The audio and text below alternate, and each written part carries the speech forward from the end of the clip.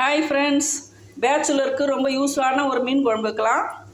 வாங்க எப்படி செய்யலாம்னு சொல்லி பார்ப்போம். மீன் இப்போ கட் பண்ணி க்ளீன் பண்ணியே கொடுக்குறாங்க. நம்ம இதை கழுவிக்கலாம். சுத்தமாக கழுவிட்டு அடுத்து ஒரு 40 கிராம் அளவு புளி எடுத்து ஊற வச்சு நல்லா கரைச்சி எடுத்துக்கோங்க. ஒரு அரை லிட்ரு தண்ணி அளவு கரைச்சி எடுத்து வச்சு 3 தக்காளி 1 வெங்காயம் போட்டு நல்லா இந்த மாதிரி பேஸ்ட்டாக அரைச்சிக்கோங்க.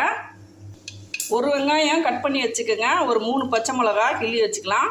இது கடையில் விற்கிற ஆச்சி குழம்பு மிளகாத்தூள். பேச்சுலருக்கு இந்த மிளகாத்தூள் தான் கிடைக்கும், அவங்க வீட்டு தூள் இருக்காது. இது ஒரு பாக்கெட் கட் பண்ணி எடுத்துக்கோங்க. ஒரு 50 கிராம் நல்லெண்ணெயோ இல்லை சாதா ஆயிலோ ஏதோ ஒன்று ஊற்றிக்கோங்க. கடுகு வெந்தயம் சீரகம் போட்டு பொரியட்டும். நல்லா பொரிஞ்சிருச்சு. இப்போ பச்சை மிளகாவையும் வெங்காயத்தையும் போட்டுடலாம். குக்கர்லேயே வச்சிடலாம்.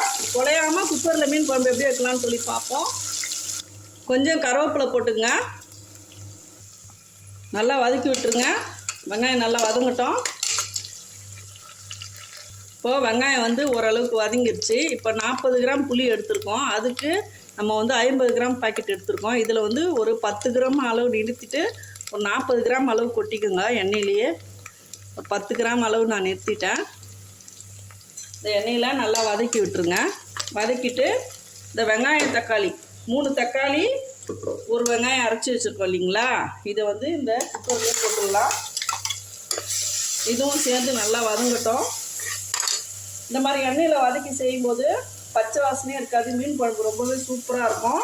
அதே சமயம் ஈஸியாகவும் இருக்கும். குழம்பு ரொம்ப நேரம் கொதிக்கணும்னு அவசியம் இல்லை. குக்கரில் ஒரு விசில் விட்டுடலாம். நல்லா வதங்கட்டும்.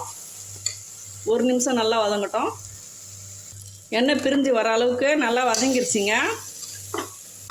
அடுத்து இந்த புளி தண்ணியை தூக்கி ஊற்றிடலாம். தண்ணியாக இருக்கிற மாதிரி இருக்கும். நம்மளுக்கு குக்கரில் கொதித்த பிறகு கரெக்டான பக்குவத்துக்கு வந்துடும். நல்லா கலக்கிட்டு தேவையான அளவு உப்பு போட்டுக்கலாம். நான் ஒரு 2 டீஸ்பூன் அளவு உப்பு போடுறேன். இங்கே மீன் குழம்பு இல்லைங்க, கார குழம்பு கூட இந்த ஸ்டைலில் வைக்கலாம். ரொம்ப குயிக்காக முடிஞ்சிடும். பேச்சுலருங்களுக்கு ரொம்ப யூஸாக இருக்கும். இப்போ குக்கரில் மூடி போட்டு மூடிடலாம். இப்போ மீனை நல்லா க்ளீன் பண்ணிட்டு வந்துடலாம். குக்கர் மீன் 3 விசில் வரட்டோங்க. இப்போ மீனை நான் எப்படி க்ளீன் பண்ணேன்னா, 1 டீஸ்பூன் மஞ்சத்தூள், கொஞ்சம் கல் உப்பு, ஒரு அரை டீஸ்பூன் கோதுமை மாவு போட்டு உறைஞ்சோம்னா நம்மளுக்கு எல்லா அழுக்கும் க்ளீனாக வந்துடும். ஒரு 3 தண்ணியிலே நல்லா சுத்தமாக கழுவிடலாம். ரொம்ப ஈஸி மெத்தடு. கவுச்சி நாத்தமே அடிக்காது மீன் குழம்பு. 1 விசில் வந்துருச்சு. 2 விசில் வந்துருச்சு. இப்போ ஃபுல் ஏர் போட்டோம். அப்படியே விட்டுருங்க. கொஞ்ச நேரம் கழிச்சு திறப்போம். ஏர் போயிடுச்சா பார்ப்போம். திறந்து பார்த்துடலாம். குழம்பு நல்லா கொதிச்சிருச்சு. மறுபடியும் கேஸ் ஆன் பண்ணிக்கலாம். லேசாக ஒரு கொதி வரட்டும். வச்சதுமே கொதி வர ஆரம்பிச்சிருச்சு. இப்போ மீனை போட்டுடலாம்.